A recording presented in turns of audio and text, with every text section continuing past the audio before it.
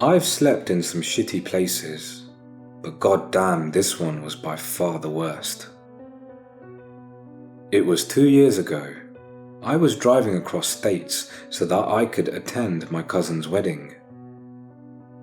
I had been on the road for 12 hours, only stopping every 4 or so when I needed to use the bathroom, grab a bite to eat, or just to stretch my legs. Against my better judgment, I decided to attempt driving through the night.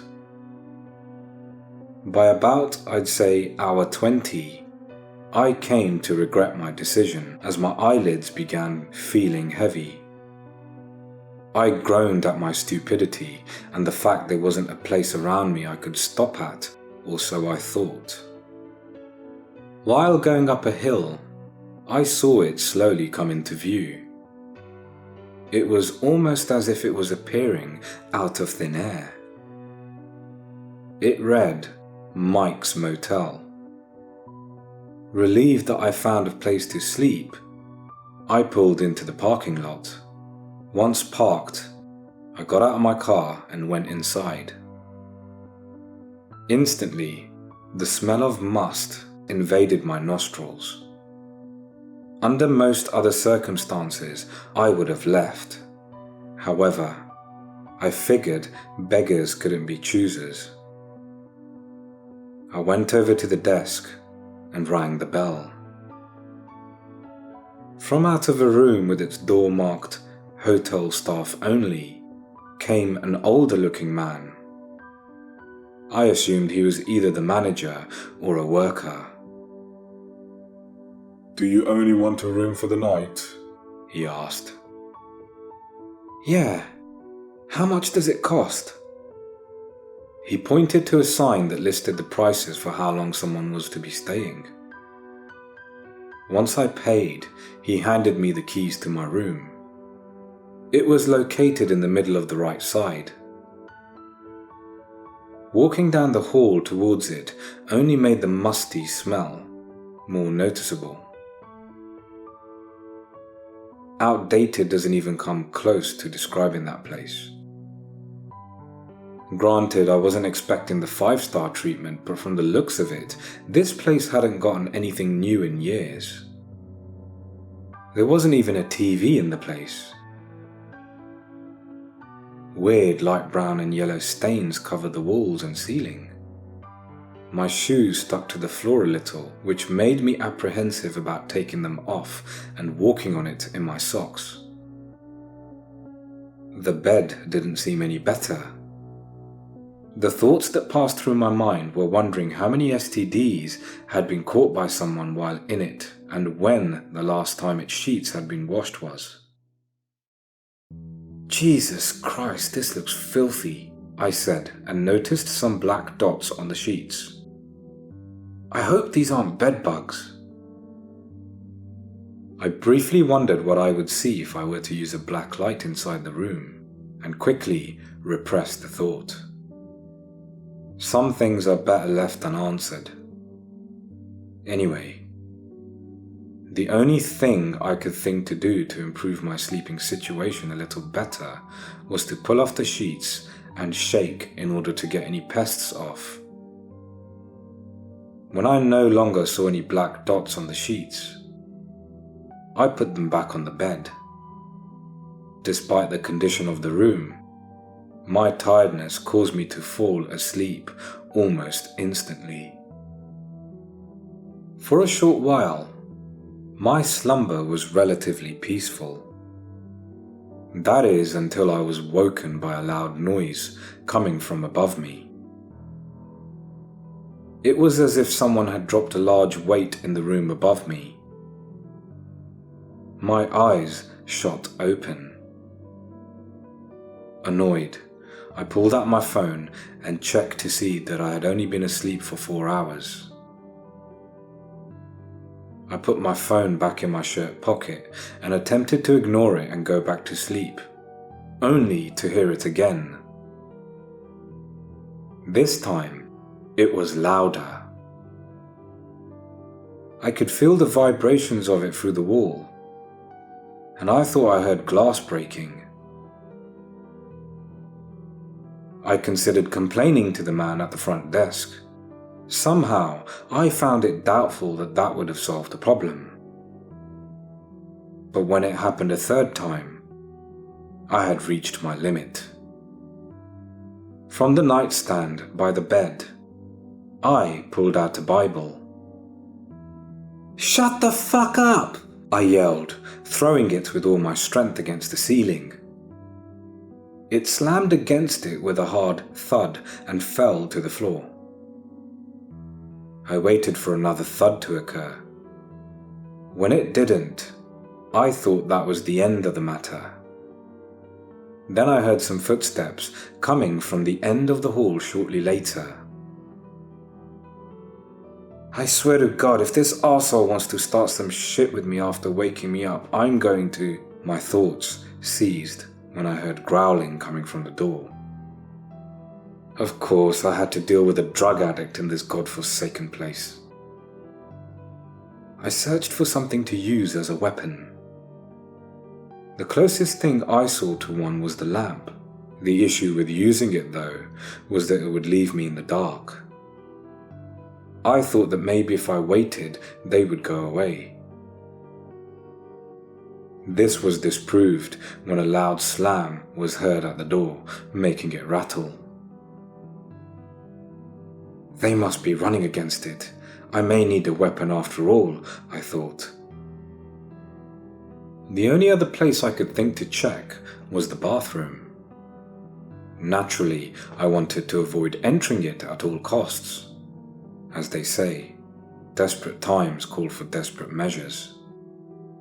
The smell nearly made me vomit. I was able to suppress that feeling long enough to find the towel rack that had fallen off the wall. I picked it up, taking care to not touch the rusty parts. I could hear yelling when I came out of the room. I recognized it as coming from the man at the front desk. I thought he was chastising the one at my door. Then he started screaming. I felt my stomach sink because I knew it was from him being in pain. This was followed by another slam against the door. This time, it was much stronger. I didn't notice what was happening at first. Soon, I realized what was happening. Splinters were forming in the door. They must have a weapon. Just my luck, not only do I have to deal with an addict, I also have to deal with one that probably has a baseball bat or something. The reason for my assumption was that for all the motel's faults, the doors were at least fairly durable. Regardless of any drugs that somebody can be on, there was no way they could cause that much damage to it without some sort of weapon. Or if they aren't human. The slamming continued until part of the door was broken away. I was able to sidestep in time to avoid a flying fragment of wood that hit the window behind me. The hotel guy had been shoved through the door head first. Splinters were stuck inside his face, and one was even in his eye. His body was hanging limp halfway into the room. That was all the door could take. It fell off its hinges to reveal something that made my breath catch in my throat and drop the shower rack that I doubt would have been much help against what was standing in front of me anyway. It was something I can barely classify as a canine. First off, it was furless, save for a tuft of white on its head. Secondly, it was tall. It was so tall it had to walk on its hands and feet, and even then it was nearly touching the ceiling. Yes, I said hands and feet, not paws. It had long black claws protruding from them that were so sharp they dug into the floor. Third, and what I found most disturbing about it, was its mouth.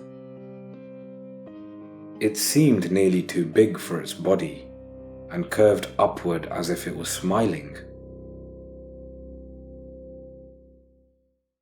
With its giant maws, it picked up the lifeless man off the floor. With one backward tilt of its head, it got its entire body into its mouth, where it began chewing him up. As my ears were invaded by the sound of grinding bones and flesh, and I was too scared to even scream, only one thought entered my mind. I can't believe I paid $50 to sleep here. The beast, having finished its snack, focused its attention on me. I started slowly backing up as it came further in the room. Nice, whatever you are. You don't need to eat anyone else, right? I'm not sure if what it did next was in response to what I said, or if it was something it would have done anyway. It twisted its head in a clockwise motion, making it sound like it was breaking its own neck. This was my signal that I was a goner. It got ready to lunge at me when something made it stop. It looked to be in discomfort. I didn't understand why it was acting this way. Then my eyes fell on the bathroom door. It was at that moment I understood the cause for its behavior. Due to its canine attributes, its sense of smell was incredibly strong. Thanks to the poor maintenance of the bathroom, a strength of it had become a weakness. Knowing this, I quickly went over to the bathroom door while it was dazed and opened it. Even though the smell was suffocating, I knew that it was even worse for it. Now it was having trouble staying on its feet. Capitalizing on the opportunity, I pulled the sheets off the bed and threw them over the creature. This caused it to become tangled up. As it was wrestling with the sheets, I grabbed the nightstand and swung it against the window, smashing it into pieces. I leaped out the window. I wasted no time in sprinting towards my car. Unfortunately, it had managed to shake off its fatigue as well as the sheets. With a roar that I'm pretty sure I heard cause some windows to shatter, it gave chase. Thankfully, my car wasn't that far away. The problem was, I didn't think I could reach it before it caught me. By another stroke of luck, I came across a ladder that was resting along the side of the building. Although I was slightly curious about this, that was trumped by the overwhelming fear that was running through my body. I leaped onto it and was able to climb it as that thing attempted, snapping at my heels. Fortunately, it didn't have enough time to get hold of me. It too tried climbing the ladder, only for it to break under its weight. Reaching the rooftop showed me the answer to my curiosity. There were cracks running all throughout the rooftop. I felt bad for anyone unfortunate enough to have gotten a room on the top floor while it was raining. How that motel hadn't been shut down already, I had no idea. Still, I was safe from it for about a minute. It roamed around below me. I was hoping it would eventually wander off. Instead, it did something that made me wonder if there was a God and if he wanted me dead. It paused and glared up at me, then squatted down on its legs.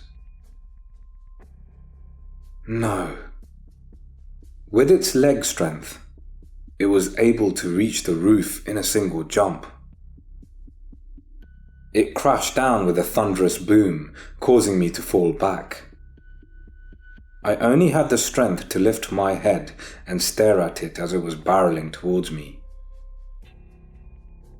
As it was only a couple of feet away from tearing me to pieces, part of the roof collapsed under its weight.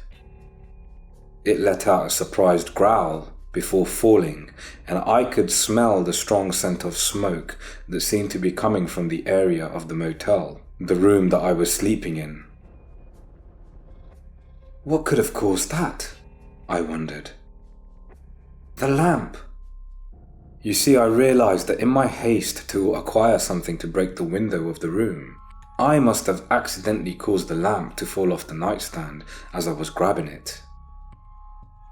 This led to its bulb shattering and its filament touching something in the room that was flammable, thus creating a fire. It spread quickly and, in combination with the damages already present, aided in the roof's collapse. The beast tried to hold itself up, but to no avail.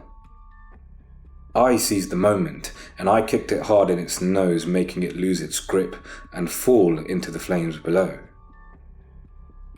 Its agonizing screams as it writhed in flames made me feel like my eardrums were going to burst. I didn't have time to worry about this since the rest of the building was collapsing due to the fire. Eventually, the part of the roof I was on collapsed as well. I yelled while sliding down. Somehow, the building had fallen apart in such a way that allowed me to slide down safely to the ground. I wasted no time in getting back to my car. This was because I wasn't sure if the monster was dead. Also, since I had technically caused the fire, I wanted to avoid complications with any cops that were going to show up later. As I drove around the building and towards the exit leading to the road, I glanced back at the motel. Hanging out of the window above my room's floor were 3 men. They were dressed in cloaks, and their faces had been damaged beyond recognition, with shards of glass sticking out of them, except for the middle one. For a split second, I thought I saw his head move a little. I didn't stop to confirm this. I pulled out the parking lot of that shithole and sped down the highway. I have no idea what those 3 men were thinking. I thought people usually do drugs in places like that, or hire prostitutes. Personally, I don't care if they do. If they do want to do that kind of stuff, it doesn't matter to me. However, summoning demons is where I draw the line. I just hope that thing died in the fire, and that motel stays closed. I made sure to take an alternative route on the way home. Sure, it may have added another 2 hours to my trip home, but I wasn't going to take any chances of running into any cops in that area. If there's any advice I can leave you all with, it's this. Don't wait till you're nearly falling asleep at the wheel to find a place to rest. You may end up avoiding an encounter with a demon, or something almost as bad or even worse. Also, don't do rituals. Most of them probably don't work. And when they do, all that happens is people get killed by whatever gets summoned. Anyway, that's it. See ya.